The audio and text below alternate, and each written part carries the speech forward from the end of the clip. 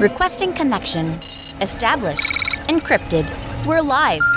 The show you've been asking for. Advice, technology, and community. Linux first, all others second. This is Ask Noah.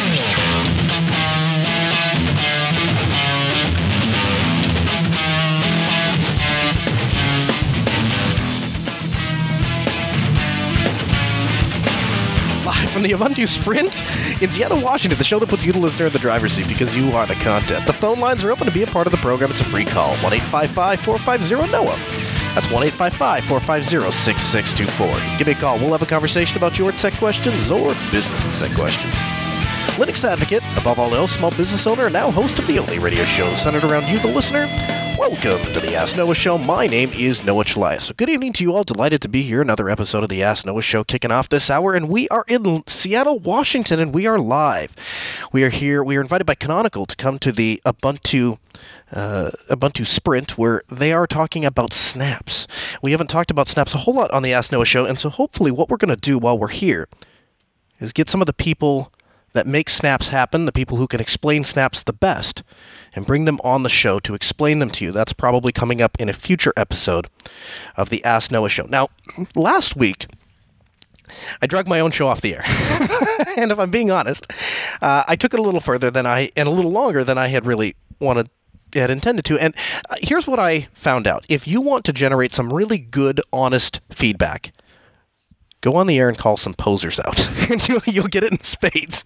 And so many of you went to AskNoahShow.com/better, and most of you were inspired and energized, but some of you were off-put by what I said. And again, AskNoahShow.com/better. It's anonymous, and so I couldn't respond to you there, but I just wanted to clarify a couple of things, because I think that some of you misunderstood what I was getting at. Now, if you're mad at me for what I said and for what I meant to say, that's fine.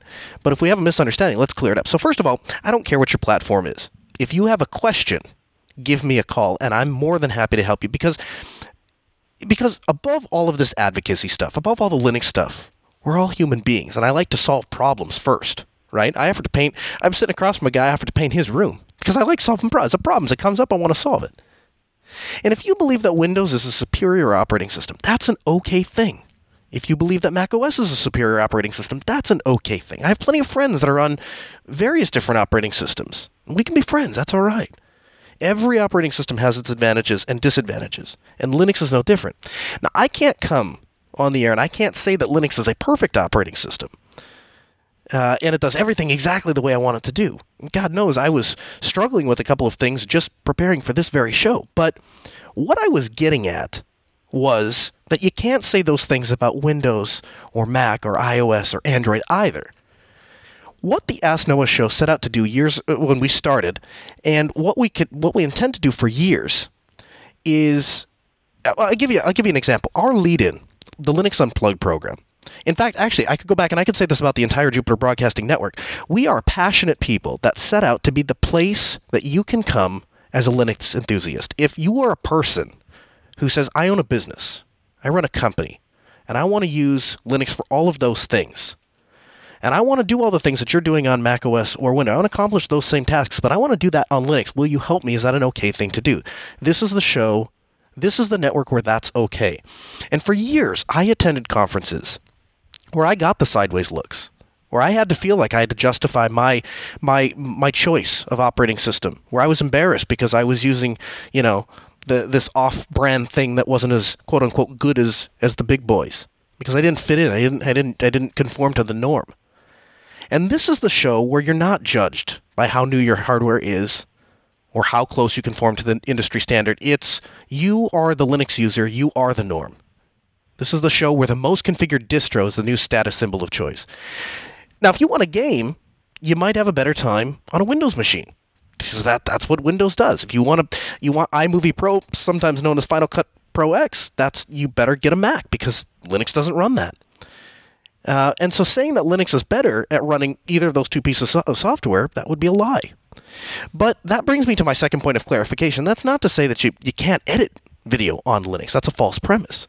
And I actually had the opportunity to sit down in a editing studio and work with a couple of editors that had switched from Final Cut Pro to Premiere, and he was showing me some of the differences of how you can set Premiere up to kind of work around your workflow as opposed to Final Cut Pro. And basically, what he said to me was, he said, with Final Cut Pro, you have to edit the way Apple thinks you should. And I brought that up to a good friend of mine that does a lot of editing on Final Cut Pro, and his answer was, I guess I just like to edit the way that Apple wants me to. And that's an okay thing. So all that said, and I'm not trying to drag it down, a second week in a row, but suffice to say that I'm perfectly okay if you prefer a different operating system. All I'm asking you to do is, A, be honest about it. Don't tell people, well, you should consider X, but for me, I have to use Y because I'm special. Or B, a man with experience is not at the mercy of a man with an opinion. My main point that I was trying to communicate was that if you're looking for guides, for tutorials, for something on Linux, take the time to do the due diligence to make sure that the people that you are taking Linux advice from are actually using Linux. They're not part-time VirtualBox users. And that's really, I'm going to leave it there. But thank you very much for the feedback. And again, if you have feedback, asknoahshow.com/better. Phone lines are open, 1-855-450-NOAH. That's 1-855-450-6624. The email, live@asknoahshow.com. Again, we're live from Seattle. And this week, I'm excited to say that this is the first time this has ever happened.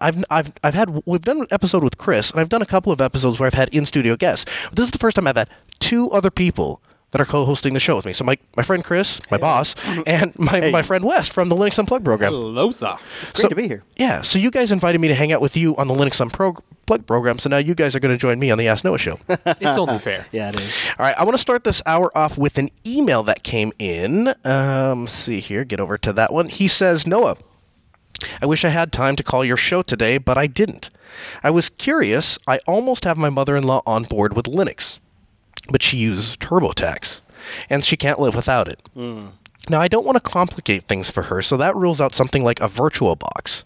But does Linux have any sort of TurboTax replacement?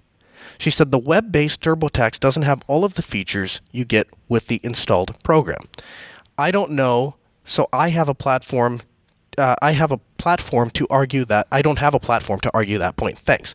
Well, Corey, I guess from my experience, I do my taxes in TurboTax, my personal taxes, as well as my business taxes. Now, a disclaimer with that, I guess for my business taxes, we do have an accountant on staff, and she, collects things, puts things together, and generates some reports for me. Sure, yeah. But all the actual taxes are being done inside of TurboTax, and I have been able to get all of that stuff done. However, when you go to use the web program, I wasn't able to sign up for it online with just that account. I had to actually go to a store, buy a boxed copy of the advanced TurboTax, and then take that. They give you a little code, and you open up TurboTax in the web thing, and you enter in that little code, and that is how you, and that's how I unlock the rest of those features. And I don't know if that, it depends. You didn't specify exactly what your mother-in-law is trying to do, but if that may solve her problem. And I can tell you, I have as the owner of a small business, and then, now with the Ask Noah show, I kind of have a small business, and I have a subsidy of the small business that's kind of the community branch, but it doesn't really generate any revenue, but we funnel a lot of money into it, so it creates this kind of complicated tax thing to begin with. So I feel like if I can get my taxes done in TurboTax, the web thing, everyone can. Yeah, someone with the simpler needs. Yeah, you'd think so. So give that a shot, Corey. Tell me if that works, and get back to me if it doesn't. If it doesn't, just write me back and just say, hey, you know what? This is what my mother-in-law is trying to do, and if I have specifics to look into, I'll take a look at that. Again, the phone number 1-855-450-NOAH. That's 1-855-450-6624. The email live@asknoahshow.com. Make your voice heard. Become a part of the program. Now, let's go to the phones. Who do we have here? Jordan, West Virginia. Hey, Jordan. Welcome to the Ask Noah show. Hi. How's it going? Excellent, Jordan. How can I help? Yeah. So I've been using Photoshop for about the past 5 years. I was thinking about switching over to Linux. Is there an alternative? Yeah, actually there is, Jordan. The most direct alternative to Photoshop on Linux is going to be a program called GIMP. and that's short for the GNU Image Manipulation Program. And here's what's really nice about GIMP and Photoshop. One is actually a lot of people have gone away from Photoshop. A lot of the people that I knew that used to use Photoshop for a lot of things have actually gone to Adobe's program, which is Lightroom, and we have a very competitive alternative on that on Linux called Darktable. So to a certain degree, Jordan, it kind of depends on what you want to do. But if you want to actually edit photos, if you want to, if you want to tweak like the white balance and you want to add some effects and stuff like that, Darktable is really not a bad way to go. But GIMP is kind of the go-to alternative. Now, one of the nice things about doing a show with other people is you get other recommendations. So Chris just handed me this program called Pinta. Yeah, I think it's Pinta. Painting Made Simple. And so this is an open source program for drawing and image editing. Yeah, it's more equivalent to like Paint.net on Windows. Okay. So if you don't need all of Photoshop, but you need something in between. So this would be maybe more for so for example, your mother does a lot of graphic design. Mm-hmm. So if you're creating something from scratch, essentially, you're not starting with an image, right, which is something that people do in Photoshop. Yeah. You could still use this to modify and adjust images, though, because it's pretty good at since it has layers. Like if you want to go in there and make like one area a little brighter or fix the exposure in one spot, this is really good at that. Okay, that makes sense. Yeah, Photoshop's tough in particular because it gets used for so many things. It does. On the Linux side, we kind of have one program that replaces a component. Right. Yes. Yeah, that's very true. Yeah. And I'll throw in another thing. One of my favorite programs on Linux, I don't talk about it enough. I really should talk about it more. We should do a whole episode on it. In fact, we should dedicate a whole year of episodes to it. It's that great. It's Inkscape. And what Inkscape is a scalable vector graphics program. And what that allows you to do is design graphics. So, and in fact, it's interesting because we're actually going through this right now. The next year is coming up. The next year that's coming up, we're going to be redoing the Altispeed logo. We're going to be coming up on we're going to be coming up on our 10-year anniversary. And what's exciting about that for me is I have bore a lot of brunt for my choice on the logo. I like that mouse. That's nice. Yeah, well, and so the thing is, people talk about it, Chris, and so there is no such thing as bad publicity. And so I think what we're going to do, we're going to do a couple of things.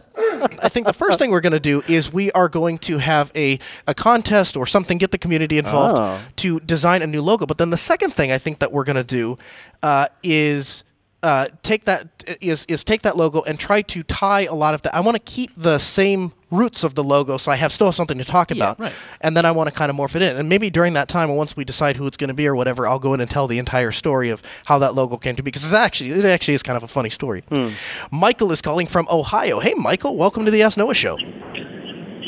Hey, Noah, first time calling. I've been listening to the show for a little bit now.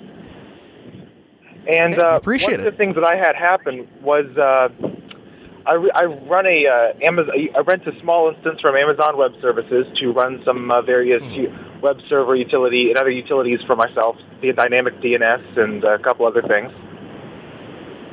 And I recently logged in, noticed the terminal was running slow and laggy, and pulled up HTOP, which revealed two processes running which running find on the root directory found under a hidden directory, and they were taking up 100% of the CPU. And it looks to have been somebody got in and put in a cryptocurrency miner. So wow, dude! I'm not entirely sure how. Yeah. Here's the thing. I don't mean to blow. I know this is probably not a great thing for you, but like, this is at the risk of sounding like a total jerk, this is a really cool call to take. Yeah, it is great. Because you do read about this all the time, and we've covered this. I've never talked to anyone that's had this happen, though.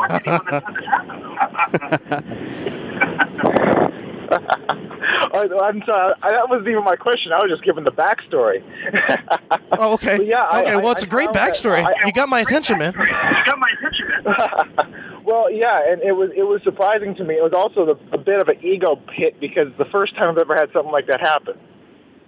But I honestly don't know how they got in. I think they brute forced the password on the default EC2-user account because I was being lazy and I disabled the key authentication.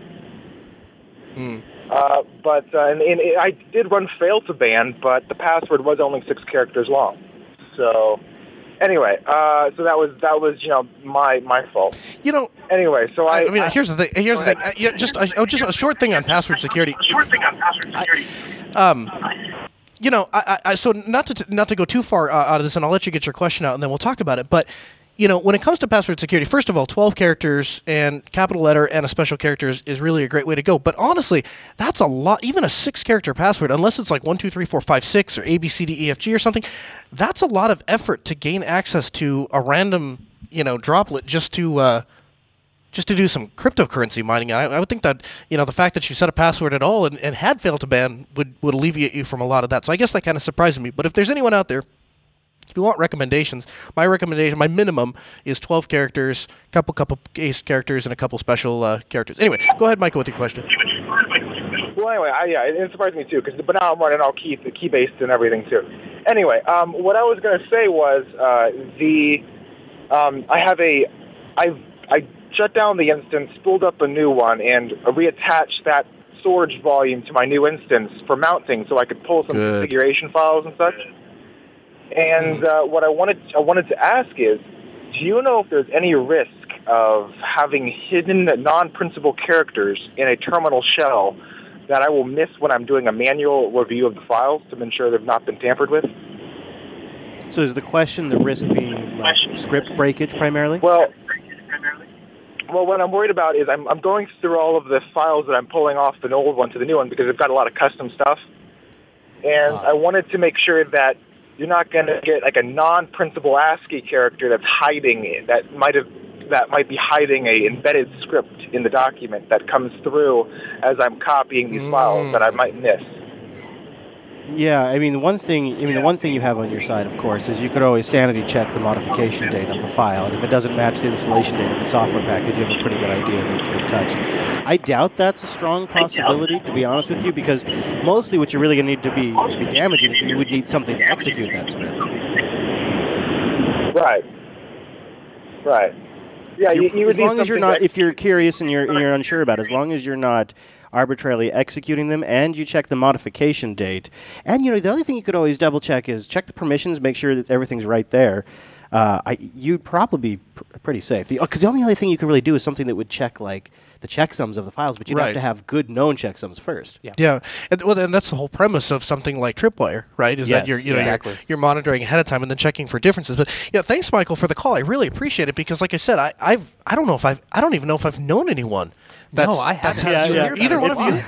Well, I've definitely read, and I've heard of people that, I just recently saw a story that people that were buying ads off of the Google DoubleClick ad network were getting crypto miners embedded. And we've talked about stories on TechSnap where people are using, website cross-scripting vulnerabilities and whatnot to get crypto miners on there. But I don't know if I know anybody personally. Yeah. I don't either. He's the first. Yeah. So. Anyway, if you have a crypto mining story, I'd love to talk to you. 1-855-450-662 The email live@asknoahshow.com. Another Michael. Michael teleported into Ohio and is calling back. Hey, Michael from Ohio. Oh, no. Sorry. I'm sorry. I grabbed the wrong one. Sorry. You can always have more Michaels. We could always have. See, that's the problem. We have multiple Michaels. It's difficult to figure out. Okay. Michael, he didn't give his location. Hey, Michael. How's the other Michael? How's it going? Hey. Hi, how's it going today? Excellent. How can we help?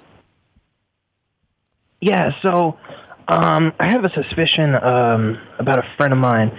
He's been using Linux for a while, and what happened is he's been doing some weird stuff, and I heard people use Linux to hide their child pornography and stuff like that. Yeah, no, here's the thing. I think that every operating system has malicious users and people that are going to put stuff in bad places, right? And, actually, it's funny because for Multispeed Technologies, my day job, I actually take a lot of time where we have computers come in and people say, did my husband do this? Did my wife do that? And let me tell you something. It's no joke. I mean, there's going to be some people out there that are going to be laughing right now. It's not funny when you have to look at some poor woman or some poor guy and say, yeah, your significant other is engaging with other people, and here's the evidence of it. It's not a fun thing. So that's not a joke, and that happens in every operating system. That happens in Windows, that happens in Mac OS, that happens in Linux. So as far as where to find hidden data, to a certain degree, if you have physical access to the computer, the users of the computer are going to put that data, wherever they so choose. And so as far as where to find that or where to look, I don't have a good answer. There isn't really a good answer for you. You know, it's kind of funny. If you see a lot of subfolders, if you see, like, Yeah, that's right. if Let me inside see of- that laptop there. No. Yeah, exactly. If you see inside of the documents folder, there's another folder that says other stuff, and inside of that, Especially etc. with generic names like that. And inside of that, my stuff, and inside of that, photos, and inside of that, content. That's a pretty good indication you don't want to go any further. Right. So, yeah, that's about. I'm sorry, Michael, I can't give you a better answer than that. 1-855-450-NO, 855-450-6624. The email live at AskNoahShow.com. TechRadar.com headline: Apple HomePod. Well, we've waited a little bit for this one, haven't we? But Apple's HomePod is nearing a release, and we've managed to get our hands on one for some extended period of time for testing it out and listening. Sadly, we weren't able to take photos, not extensively handle the units that we showed. More on this coming soon, but we did get to hear an all manner of sound and Siri tests, as well as some of the light fondling. That's a thing. Oh boy, light fondling of the speakers. In terms of I'm reading it right from the I'm article. pretty sure that's an audiophile or a term. Right? Is it? Oh, okay. No, I'm okay. joking. No, okay, of well, course I don't it's know not. what's in the article. They so I wouldn't be just caught dead saying that. That's what's in the article. In terms of the Apple HomePod, it is so. Apple, in the way that you'll use it, like with the AirPods, you simply hold your phone near the unit, and the handset will send over your Apple ID. The Apple Music preferences will enter the long-winded Wi-Fi passwords that you're too proud to remember, but thankfully, you won't have to type it in. Now, I've been told by people that have seen this thing and the people who have played with it, and I did a little bit of research today before the show, that Apple has done a really good job at creating this expensive, mono, but decent enough sounding speaker. Now, the problem that I run into when I talk about this kind of stuff with people is that we always have to talk about audio with a plethora of addendums. So, well, it's good for a smart speaker. Well, it's good for streaming audio. Well, it's good for what it is. But the problem is that audio, particularly music, doesn't exist with an addendum. And I've spent years listening to various speakers, different amplifiers, different mediums, everything from vinyl to CDs to digital audio, lately DSD, and different layouts, different setups. How do you set these speakers up? Is the best thing in an isosceles triangle? Should you have the speakers a little bit higher? Should you have the speakers pointed out? Should you have the speakers pointed in? Should the subwoofer be in the center of the room, over to the corner of the room? All of those things affect the sound. And so when I hit 2018, I get to a point where I'm like, yes, I do want multi-room audio. And yes, I do want to get my music online and not from optical discs. And yes, I want to be able to control it from anywhere in the house. But no, I don't want it to be cloud-based. No, I don't want it to be streamed over Bluetooth. No, I don't want to be owned by a company.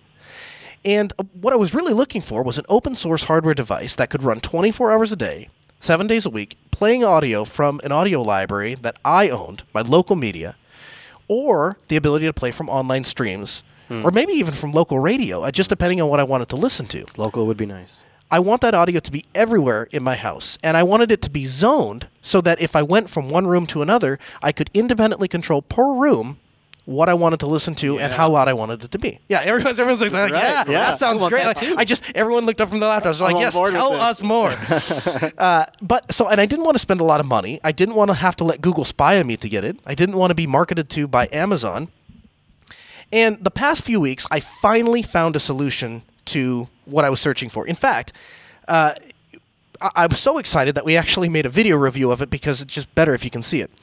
Now, to understand what it takes to do this show every week, it often means that I find myself finding something kind of cool, and I have to make an episode out of it. And maybe I end up using it personally, or maybe that was just what I used for the show that week, and then it goes by the wayside. But to a certain degree, showing that technology off is part of my job. But sometimes, like this week, when I find a project that I realize I can't live without. And this week, this project is Volumio, which, by the way, that takes a little bit to say. Like after you kind of read it a couple times, it's like they just they put volume and then added an IO at the end of it. So how is it? What is it again? I think it's Volumio. Okay. Yeah, but if you had said it first, whatever that was would have been wrong. That's We know that. Volumio? Yeah, exactly. Volumio is an open-source web-based music server that runs on x86, Raspberry Pi. If you go over to their website, which we'll have linked in the show notes, many other architectures. And what's fantastic about Volumio is, by default, it's completely local. You can even store music on the Pi itself. And for me, I tied it to my NAS. Now, just to be clear, I wanted to be able to listen to my music in my bathroom. And so when I first set out, I was like, well, I have this little device that's inside of the wall that I can pair my phone to with Bluetooth, and then I can send audio over it that way. And what happened was it just snowballed into this really complicated beast. So in my basement, down in my network operations center, which my wife sometimes mistakenly calls the laundry room just because I let her put her washer and dryer in there, she installed this. I installed this two-channel amplifier, and I connected a Raspberry Pi, first generation, a Raspberry Pi, running the Volumio software, with a Behringer UCA202. And if you're not familiar with the UCA202, and I'll just take a minute to say, yes, the 202 is an unbalanced device, so it's a pain because you get a little bit of interference. But it's for $20. It's a USB DAC that does 192 kilohertz audio. It's a really good deal. Well, you have a couple of them. Those little red deals with the RCA, yeah. It works really, really well, particularly in this situation where the run is only like, maybe 6 inches. So from that two-channel amplifier that's pulling in the Volumio audio, it's then going to a 4-conductor connection block that I've run 14-gauge 4-conductor wire to. And those wires then independently run to a bunch of different volume controls all over the house. Now, the advantage to that is when I'm in my bathroom, I have a specific set of needs. I need a waterproof speaker that's mounted into the ceiling, a stereo waterproof speaker, because I don't have the ceiling space to put 2 full speakers. I need one speaker that has both left and right channels. And of course, I need to be able to turn the volume up really, really loud because the shower's running. When I finish my shower, I want to walk into my bedroom and start getting dressed. Now, that speaker doesn't have to be nearly as loud as the speaker that was on in the bathroom.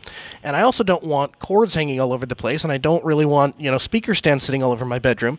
So it's really nice to have 2 high-quality stereo speakers inside of the ceiling. And then, once I'm done getting dressed, I can walk out of my bedroom, down the hallway, into the entryway or the living room, and I can have some really good, high-quality, high-end speakers like Sunfire Ribbons CRM2s that Bob Carver made, and I can have them perfectly set up in an isosceles triangle on stands at ear level, the whole 9 yards. And to even come close to doing that with any of these smart speakers would mean that I'd have to have, first of all, I'd have to have some way to sync all of them, which does exist, and I've seen it done on the Google Home thing. But then I'd have to have these little boxes sitting all over the place, which, I've yet to see one that sounds as good as an actual high-fidelity set of speakers. But I'd also have to have power to each one of these devices, or I would have to charge all of these devices up. And if I did all of that, I might have a system that sounds 60% as good, except it would easily cost me 10 times the price. I think the Apple HomePod is like $350 or something, so that's like $700 just for a set of... I think all of the Sonos 5, the Max are all... Sure, they're all in the same... Yeah, there's not one that's better than the other. But the advantage of Volumio is the way I look at it is it has fundamentally become a part of the house. So now it's accessible from my phone. It's accessible from a web browser. But because it's part of the house, it sits strategically connected, statically mounted to the wall with a wired audio interface that supports 192 kilohertz of bitrate with a wired Ethernet cord. And I'm so excited about Volumio. If you want more information, make sure to check the website, the Volumio website out. They have downloads for literally every platform you could ever imagine. And I got myself so excited that even though I was on my way out here to cover the Ubuntu Sprint, I stopped and we shot a really short review on what Volumio can do. Because the thing is, you can't really get a good feel of how amazing this product is until you actually see it in action for yourself. So we filmed a short review of Volumio and we demonstrated it in action. You can check that out at AskNoahShow.com. Click on the video section, as well as we'll have a link for you in the show notes. And starting this week, all of the links that I talk about will also be available in your podcast app. So swipe left, so you'll get to the right screen on Android and Pocket Casts. And I'm sure there's a similar way to do it in iOS.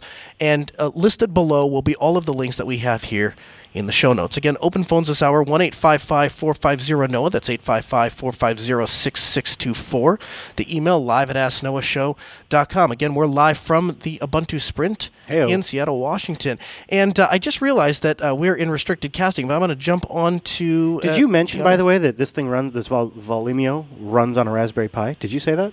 Yeah, in fact, I'm running it on a first-generation Raspberry Pi. Oh, nice. And it's solid. I bought the third-generation Raspberry Pi because I didn't think the first generation Raspberry Pi was going to have enough power to process this thing, right? Yeah. Especially if you're streaming audio, because not only does it do local audio, but you can add streams. So I added like the Jupiter Broadcasting stream. Oh, nice. I added mixes it right into the Ask Noah stream. Yeah, and then what you can do is then you pick that radio station. It shows up as a My Web radio station. You click that radio station, and then it streams it. And then I was able to go out to our local radio stations, and they're all streaming online, and I was able to pull that off. And actually, I'm going to add this too, because this is something that's really great about the way we're doing these show notes in the podcast player. There's a really great tutorial, and I'm going to have it won't be available in the show notes, but it will be available in the podcast app. So that's the incentive to go check that out. It's a video on how to extract the stream URL from TuneIn.com. So if you have a station like my local radio station, they don't tell you what they're streaming to, but you can use you can right click on the play button and click Inspect Element. Go over to the Network tab. And listed in there, it will tell you this is the stream URL. It's the thing that's using the most data. So I'll have a link to that video in the podcast player app only. So make sure to check that out when you download the show. Again, phone lines 1-855-450-NOAH. That's 855-450-6624. The email live@asknoahshow.com. So I want to jump back into the Mumble Room for a little bit. Hey, Mumble Room, how's it going? How's it going? So you guys stuck around for the Ask Noah show, huh? Yeah, definitely. Yep. Always. That's awesome. For once, that's past my bedtime. Yeah, right? So I have to ask, have any of you even heard of Volumio, or better yet, even played with it? I heard of it through Tech Thing by Patrick Norton, so... Okay. I didn't hear about it yet, but that's actually pretty cool. I'm looking at Yeah, it is. It's quite a good, useful default distribution for Raspberry Pi. It comes as a pre-made image and everything, so it's very nice. They're also working on Google Home integration. Oh, really? That's hilarious. Did you listen to my whole setup? Yeah, I know, right? This is supposed to be the anti-Google Home, although, really, why not? That just extends it even further, right? Because that's just another endpoint. I mean, if you already have one, you'd want to tie it in. Yeah, exactly.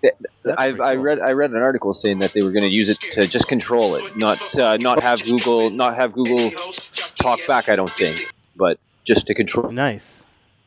And you like music, I can tell. The nice thing about this too is that it depends on what you're connected to, I suppose. But a lot of these solutions, like how do I stream my FLAC files? This does that. Does it support Spotify? Yes. Will it support AirPlay? Yes. Does it do universal plug and play in DLNA? So it really snaps in. And the other thing that makes it really nice, I'm fixing you don't have to be an expert. When you load this thing up on a Raspberry Pi, it works with like quote unquote Bonjour or Avahi DNS, and it broadcasts itself to your network. So you can just put in like, I forget, it's like volumio.local or whatever, and it will resolve because it's using broadcast DNS, which is nice for those kinds of things. Yeah, and I actually created a custom DNS for that. Well, mostly because the thing is, here's how I know a technology really is good, and it's again, I feel like I'm talking about this all weekend, but there's different levels of technology. There's the technology that I think is good because it's a good piece of open source technology and it's usable for me, or it could replace something. There's that level. But then there's this entire other level of just like, it's just good. Like, it doesn't matter what metric you stack it up to, it just really works good. And where I personally get that metric from is my wife, because she doesn't have the same ideals as I do, right? Like, so when I go into something and I say, "Isn't this really cool?" Yeah. She looks at it and she's like, "Well, I don't know. Does it work as well as I think it should?" And if she just won't use it, she won't complain. She just won't use it.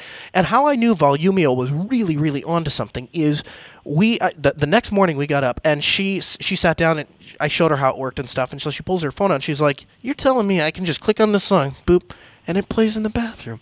And it plays the bit. And I'm kind of watching the clocks turn, right? Yeah. And then as we go on a little bit further, then she starts telling me, "Well, could I make my own playlist?" "Well, sure, honey, you can make your own playlist." "Oh, great." So she starts dragging songs into her playlist, and then she has a playlist. She's, "Well, I need more music. We're running out of music." So I said, "Well, the nice thing about owning Altispeed Technologies, which we have a media division, we do DJ events, is we buy lots of music. So we got thousands of songs you can go pick from." So she looks and she goes, "Yeah, you don't have the kind I want." So we'll buy them on the account. That's fine. You can buy them on work, honey. No price too high. We spent $150 on music. Like, we downloaded a lot of songs from Amazon. But she made a playlist, and now every single I have to fight her to use the system. In fact, the amplifier that I bought supports 2 zones. So I could actually have 2 Volumio players, and we could choose. Like I could say, yes, I go in the bathroom and I could say I want to listen to zone 1 or zone 2. In fact, they have this right here, this thing right here. So I can choose music. We're in the hotel room, and we're in the ballroom. So they have music 1, music 2, music 3, music 4. It's like an LCD screen up on the wall. Yeah, I could do the same thing in my house. I'm considering doing the same because now I need my own Volumio. You know what box. you ought to do? This is Chris's parenting tip. You integrate this thing throughout your house. You put speakers everywhere. It's done. And then you upload custom MP3 files of you like, come on, come to dinner, go to bed, knock it off, and then you just trigger that throughout the house. I haven't done custom MP3s of yelling at the kids, but here's what I did do. I downloaded a 2-hour audio recording from freesound.org, which we were talking about. It's a really great site. Yeah. Of ocean waves. That's awesome. Yeah. And then what I did was I dropped it into Volumio and told it the volume should always be 40% of whatever the jam and music is, right? And so when I go to bed at night, I took another feature too. So when I go to bed at night, I drop this, I start this audio file. It starts playing. It's really great. The other feature that Volumio does, and I didn't write it down here on the show, and it's not in the video review, but it's really cool, and I've used it every day.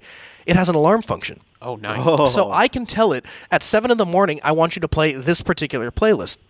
And since I was like 13 years old, I used to wake up, maybe even younger than that, I used to wake up to Morning Edition. And anyone that has ever listened to NPR knows exactly what I'm talking about. I mean, I think 80% of alarm clocks in America wake up to Morning Edition's theme song.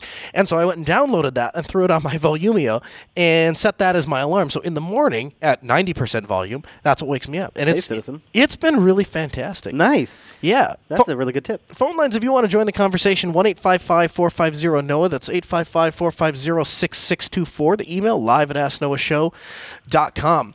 RedHat.com headline, Red Hat acquires CoreOS. The world's leading provider of open source solutions today announced that it had signed a definitive agreement to acquire CoreOS Incorporated, an innovator and leader of Kubernetes and container native solutions, for a purchase price of $250 million with an M dollars, subject to certain adjustments at closing that are not expected to be material. That is a remarkable deal. When Instagram goes for $1 billion and CoreOS goes for $200 million, that tells you something's off. $250 million, $250 million. That's infrastructure. I mean, CoreOS is providing container infrastructure that Red Hat will make millions of for the next 15 years. Right. And they got it for $200 million. And Facebook buys Instagram for $1 billion. That doesn't make any sense to me. Yeah, it really goes to show something too when you start thinking about the level of the way that Instagram has changed the world and the level of way that CoreOS could potentially change the world. And just containerization has changed the data center. Oh, right, absolutely. And that's what they're at the center of that. And they're leading some of the areas. I mean, obviously Docker is a huge player too, but CoreOS. The people behind CoreOS, I've talked to them. Yeah. They are really smart. I've done interviews with them. They are really forward-looking, and they're truly like distro-agnostic kind of approach to their tools. Like they've really worked to bake some of the stuff they've worked. They could have kept it to CoreOS, and like etcd has branched out beyond CoreOS and a lot of the other things that they're doing.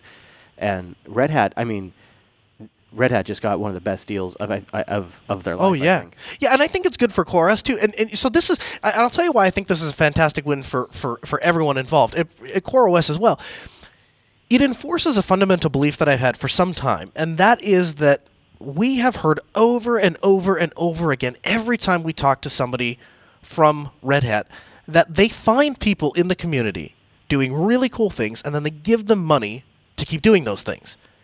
And we've heard that from the folks at FreeIPA. We heard the same story from the Fedora folks. And I'll bet you dollars to donuts if we talk to the folks at CoreOS and ask them what has changed in their daily workflow, in a couple of years. They'll say, well, it's easier to make payroll, and we all eat better and have nicer houses. But we still have autonomy over the project.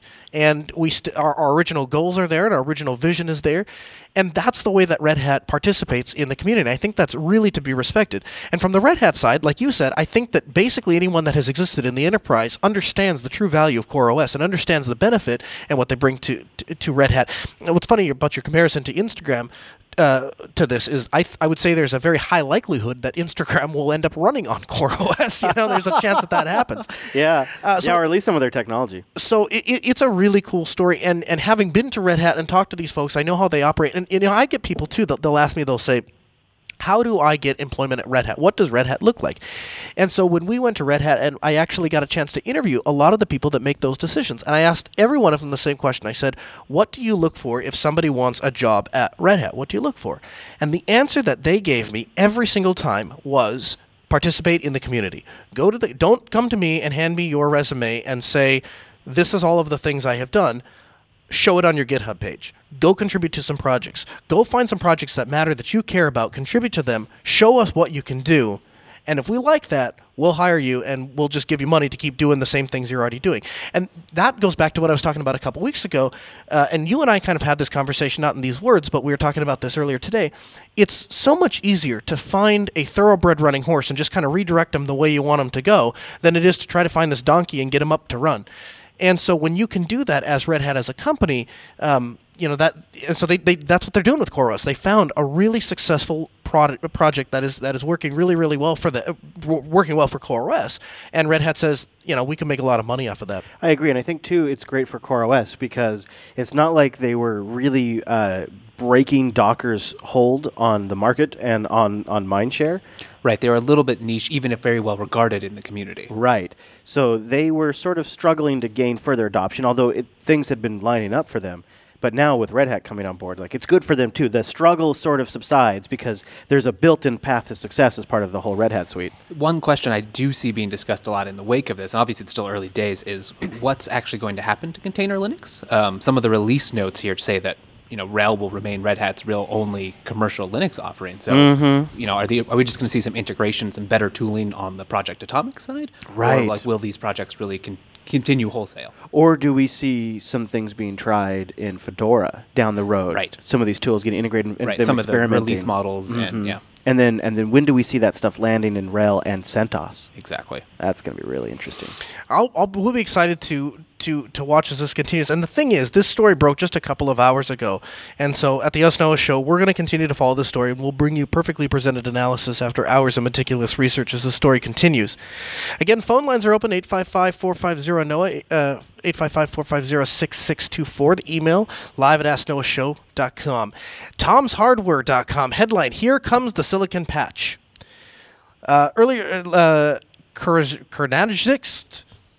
How do you pronounce this last name? Glad I'm not saying that. Yeah, CEO Brian from Intel said that the company would begin to ship products with in-silicon fixes for the vulnerabilities later this year. He did not elaborate, but logistically this means that the company will include fixes for the 10 nm generation of products. That's a big assumption to make. Yeah, well, I think what and the article goes on to. I'll have the link in the show notes, and you guys can read the rest of it. You got to wonder, would this Intel CEO even be saying this if Linus hadn't blown up last week at them? I think that's a big part of it. I think Linus's response to that is a big part of that. But I also think that Intel was. I think that as software vendor, we talked about a story last week on the Osnoa Show where Red Hat was catching a lot of bad PR for some of the fixes that they told their customers to go to Intel to get. And that's because they wanted those customers to go get those patches from Intel. And Intel passed that off as, well, they're just kicking the can back to us because they don't actually want to fix it. And I think that Intel figured out pretty quickly, we have to fix this in hardware. We have to ship useful products. And the answer I had gotten, and it wasn't from an Intel representative, but it was somebody who worked very close with them, the answer that he was given was it would be another 3 generations of Intel processors before they were going to try and patch this in hardware. Mm-hmm. And the extra sort of stink on that spin is, and what Linus called them out for was, in the meantime, Intel's marketing strategy was to spin the fixes as performance optional features. So you have the option to mitigate Spectre if you'd like. Yeah. If you'd like to turn that on, you can. You weird, slow security freaks out there. There will be a new feature in the microcode that will enable that flag in the silicon if you want. But because we're not turning it on by default, that's a feature. And that's where Linus really sort of blew up. Yeah, well, you can understand that, right? So I wouldn't say they quickly came to this conclusion they're at now. Well, quickly within 7 days from getting called out. Okay, fair, yeah. But yeah, no, they. You can dress a turd up; it's still a turd, right? Yeah. This year, though, if they could get the silicon fix this year, that would require a fundamental restructuring of their pipeline. Yeah. Well, we'll see what happens. But if they actually get it out, again, phone lines 855-450-NOAA, 855-450-6624. The email live@asknoahshow.com. Lyle joins us from Georgia. Hey, Lyle, welcome to the Ask Noah Show. Hey, Noah, this is Lyle. I met you at Self. Probably don't remember optometrist. Actually, I do. I do. We stood out in the we stood out in the hallway, right out front of the booth and talked. You were very busy. Yeah, we were very busy. Well, love the show. I got two quick questions. One, can you go over Xorg and Wayland? I don't quite. Does all Linux distributions use one or the other? Also, what Cat5 cable is the easiest to work with? What brand? I'm a ham radio, and building cable's really good for a ham radio, and that's pretty much it. Sure. Well, Lyle, let's start with your Xorg and Wayland question because I've got Chris and Wes here to help me. Essentially, the Linux was designed at a time when we only had basically text-based operating systems. And so once we got to the point where we wanted to start doing graphics and stuff, we had to develop a system to make that work. And the neat thing about X's, and what I've always liked about X, is that it runs in two forms. It runs in the client side and the server side. And you don't always know that when you're on your laptop or on your desktop because it just looks like a desktop to you. But one of the neat things that you can do, and those of us that work in the system administration, which would be everyone here at this table, have done at one time or another, is you can disconnect the front side client of the X system and connect it to the back end system of a computer that sits across the world. And so in English, what that means is I can run a local Firefox instance on a computer that's sitting in China if I want to. And that provides for some really unique and useful administration tools. Yeah. The problem with X is, because it was designed so many years ago and it has so many weird problems, if you're watching an interesting video or have some interesting audio playing and you close your laptop and the laptop goes to sleep and you wake it back up and you get to that logon screen and you try to hit the mute button and nothing works, or you get a flash of what's coming on the screen because that, which was considered a security flaw from the Mac side. All of these things happen because X is old and wasn't really designed for the job that we wanted to do. Right. Modern desktops that didn't exist in that form, so it doesn't have those features. Yeah, and you see that as an end user, you see that in the form of screen tearing, or if you set up a high DPI screen and it's connected to a laptop that has a lower DPI screen, you just get the lowest common denominator. I mean, there's lots and lots of differences between X and Wayland because they're completely architected differently. But probably the biggest thing between X and Wayland is Wayland itself doesn't do any drawing on your screen. Right. And X has two main drawing APIs, one that we don't use at all anymore. Ironically, it's the core X11 protocol, which we don't use anymore. No. And then the other one is XRender, or XRender is actually how you say it out loud, not when I read it in my head. And it's an extension which has sort of been built on top of X, and it provides modern compositing and gradients and graphics calls. That's how Cairo on GNOME will draw some of their like when you're looking at GNOME system performance and you see the lines. That's using XRender, which is Cairo sitting on top of XRender, which is sitting on top of GTK, which is sitting on top of the GNOME shell. Right. So we're 3 or 4 layers deep, and all of these things have to communicate with each other in perfect timing. And when they don't, you see things like tearing. Wayland, however, has no drawing APIs. It's just a client. It has a DRM buffer, and then you build something that does the drawing and talks to it, and it communicates in that protocol. Wayland supports multiple DPI monitors. Wayland is tear-free. It has a much better security architecture. It's designed with security in mind. But it also, and because of that, it's much less featureful. It's much less complex. Right. And so it's on the onus of the desktop projects to make that gap up a little bit. And Wayland doesn't, you touched on this, Wayland doesn't include a compositor, so you're using something like Kwin or Mutter to actually draw the elements on the desktop. And Lyle, I hope I'm not talking over your head. So essentially, if you have a program like Skype, so let's take it back a little bit. So let's say you have a program like gedit, like you have just a text editor, right? The computer knows, the display server knows that I have to have a application. I have to have a window, and the window is this many pixels wide by this many pixels deep, and it has to talk to this, run this mathematical code to when the user does this input and all that stuff, right? But something actually has to draw a gray box on the screen and put a little white line that turns on and off to indicate the cursor and stuff like that. So those two parts, one is the display server, the thing that's actually doing all the calculations, the back end, the work, and then you've got the compositor, which is actually drawing all of the stuff on the screen. It's like a projector in a way. A projector. That's a really good way to put it. Yeah. So, the most simple answer to your question is Xorg and Wayland are display servers. They're the things that are responsible for the graphical interface on your computer. Xorg is a very old one. It works very, very well, but there are some systemic problems with it, and so we have to migrate to something newer.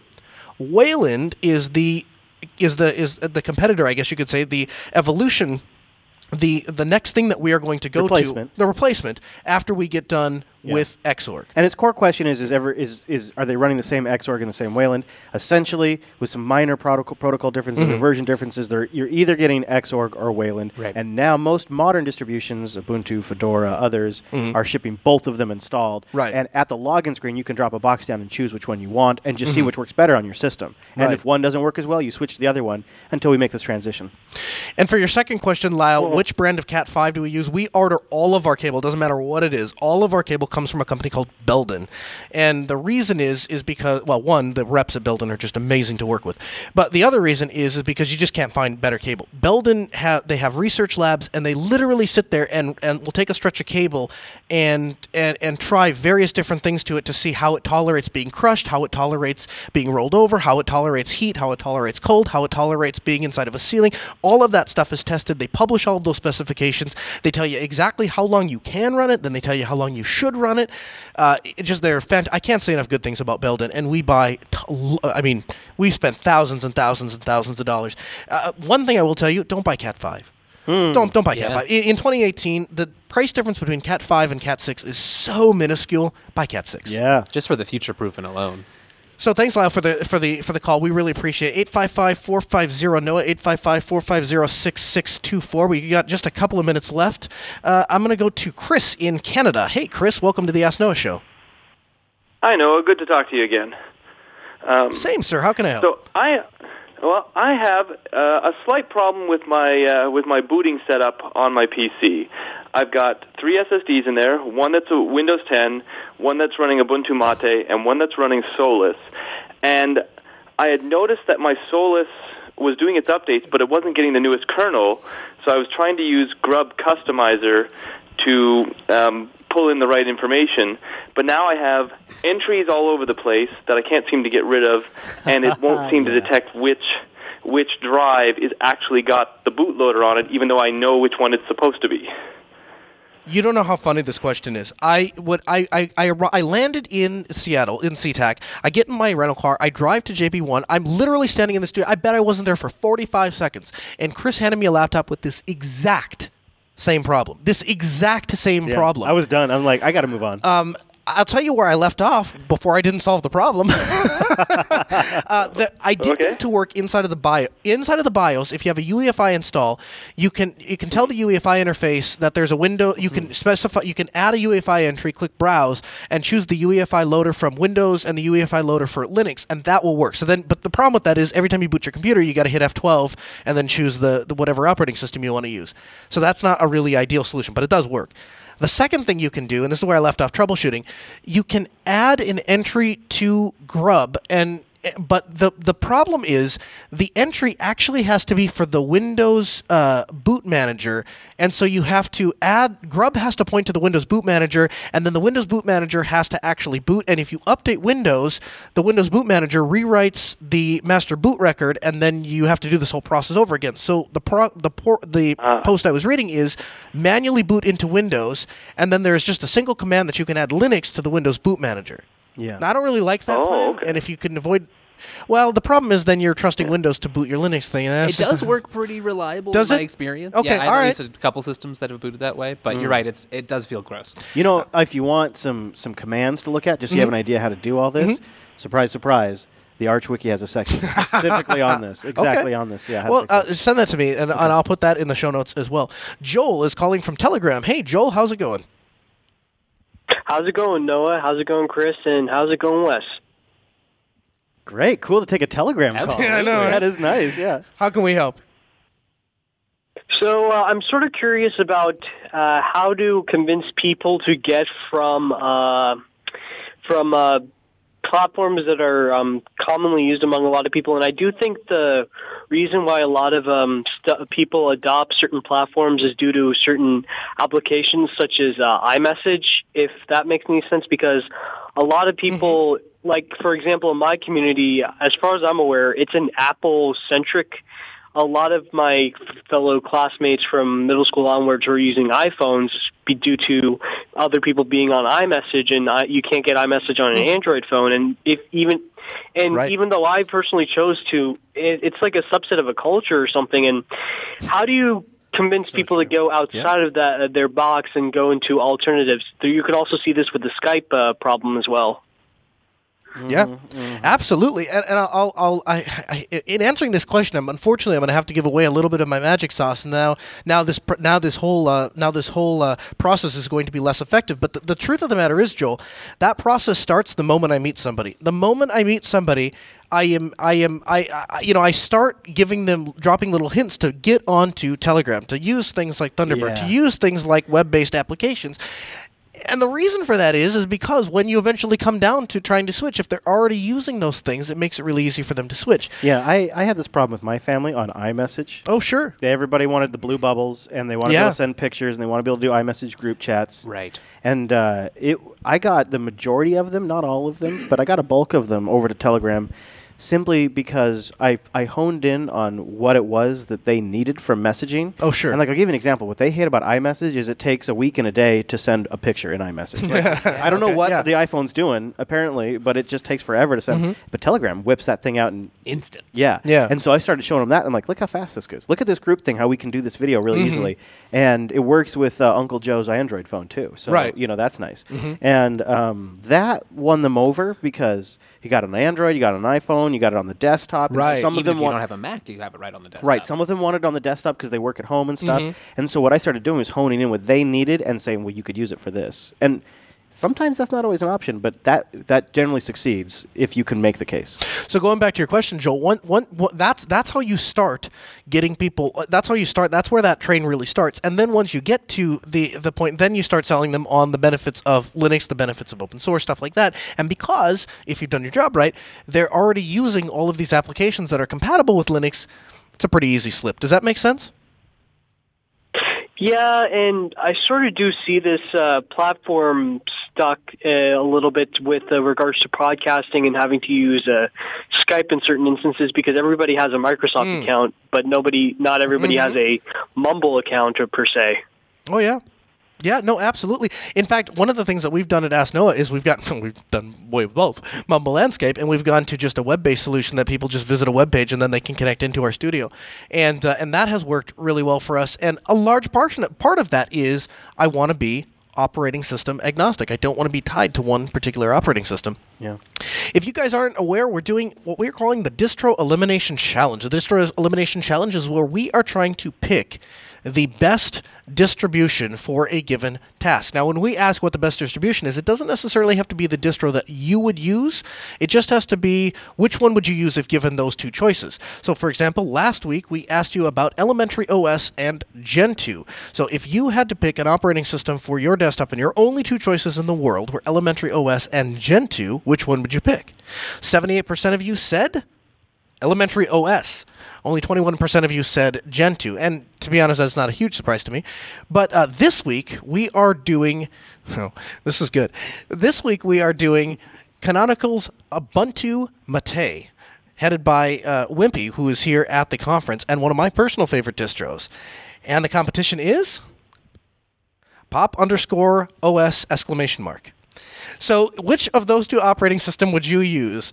Ubuntu Mate or pop_OS!! We'd be interested to see. You can cast your vote at AskNoahShow.com/elimination. Now, we're about to enter round 2 of the Ask Noah Show Elimination Challenge, and when that happens, we're going to take the winners of round 1, and we're going to start pitting them against the other winners in round 1. And so I think it's going to get a lot more intense, and it's going to be really interesting. When all of this is done, what we're going to do is take all of this information, and we're going to put this up on our a website, a specific website, which, God, I keep seeing updates on this thing, and the people that are working on it, we got a couple people in the community that are doing this. This is really great. And I was talking with Chris, and he gave me some ideas, and I was like, he couldn't even finish a sentence, and I was already in the group, and I'm like, this is what we have to do. And they're like, that is a lot of work from an automation scraping standpoint. I'm like, I don't care. We got to find a way to do it. This is a really good idea.